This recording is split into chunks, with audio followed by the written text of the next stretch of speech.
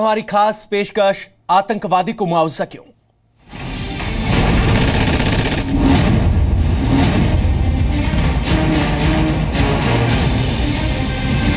आतंक के वानी ब्रदर्स पर महबूबा मेहरबान। किसी भी प्रकार की फैसिलिटी देना राष्ट्र का द्रोह है।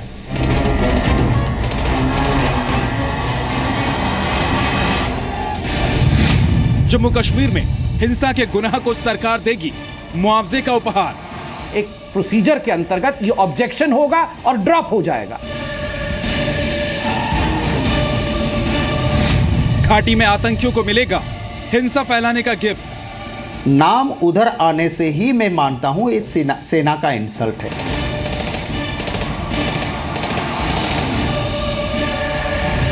अब आतंकवादियों को दिया जाएगा मुआवजे का मरहम। यह पॉलिटिको एडमिनिस्ट्रेटिव प्रॉब्लम है, डीएम को सस्पेंड करना चाहिए। आतंकी खालिद वानी को महबूबा का कैश वाउचर क्यों?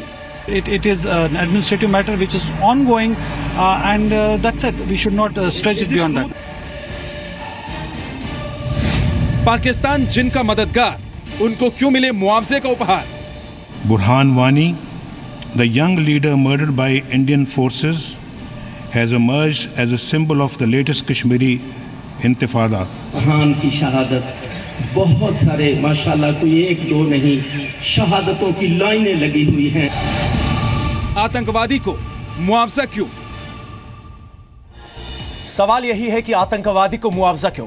जम्मू कश्मीर की महबूबा सरकार से सवाल इसलिए पूछा जा रहा है क्योंकि उरी और नगरोटा जैसे आतंकी हमलों में देश के दुश्मनों से लड़ते हुए लगातार सैनिक शहीद हो रहे हैं। आए दिन पाकिस्तान से आए आतंकी जम्मू कश्मीर और पूरे देश में दहशत फैलाने की कोशिश में लगे हैं, लेकिन महबूबा मुफ्ती सरकार एक ऐसा कदम उठाती है जिससे टेरर के खिलाफ इंडिया की पॉलिसी पर ही सवाल खड़ा हो जाता है।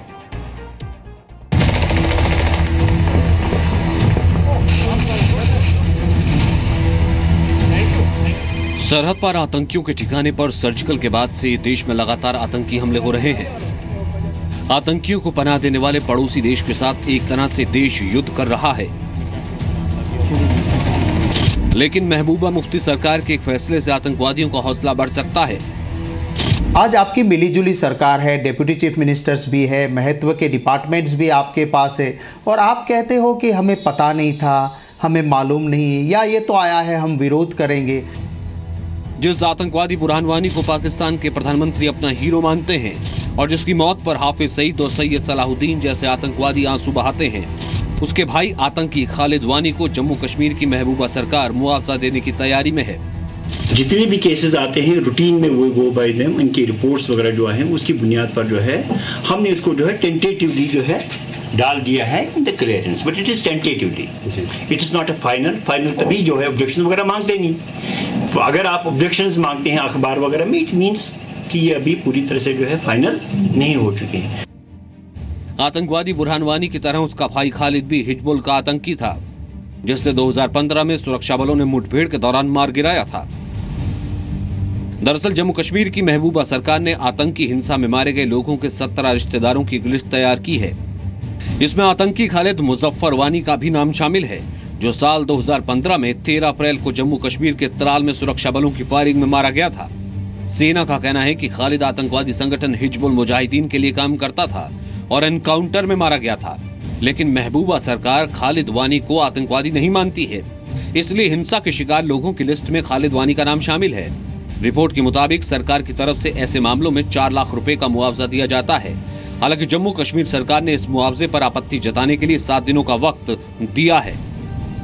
तो उनमें जो है केसेस वगैरह को जो हतमी शक्ल देने से पहले जो है हम एक बार ऑब्जेक्शन मांगते हैं अखबार के जरिए। It is not a final thing. जो ये कि अखबार में क्लियर का मतलब हुआ कि we have only called for the objections from the general public.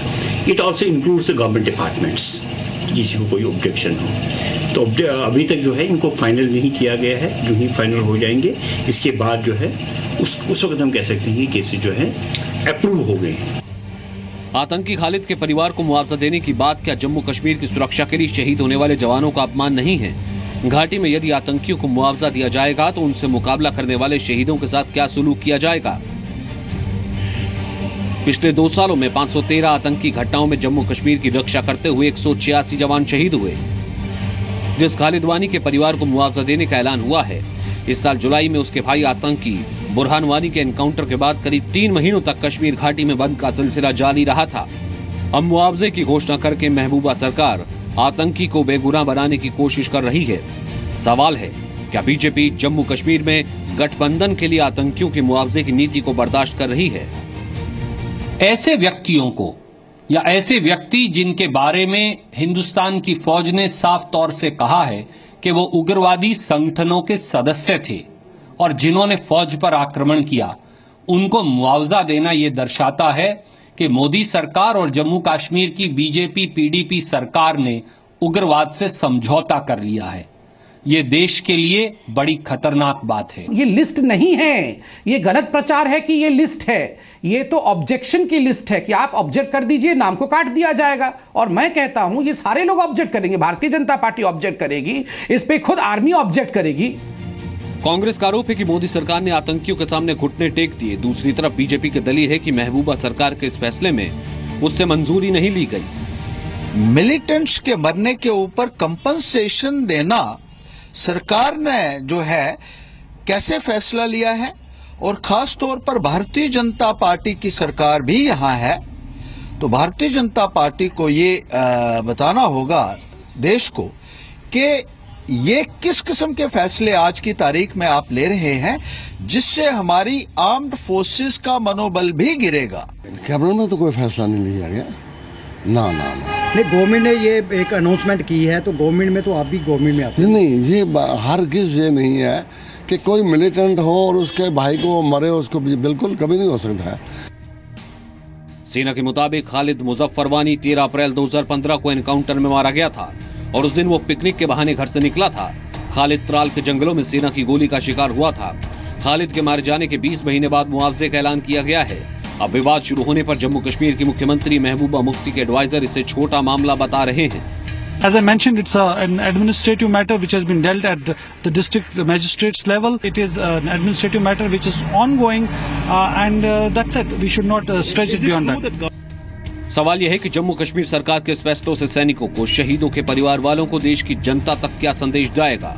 और जब देश की सेना खालिद को आतंकी बता चुकी है तो जम्मू कश्मीर सरकार को किस बात का शक है। श्रीनगर से खालिद हुसैन के साथ ब्यूरो रिपोर्ट, जी मीडिया।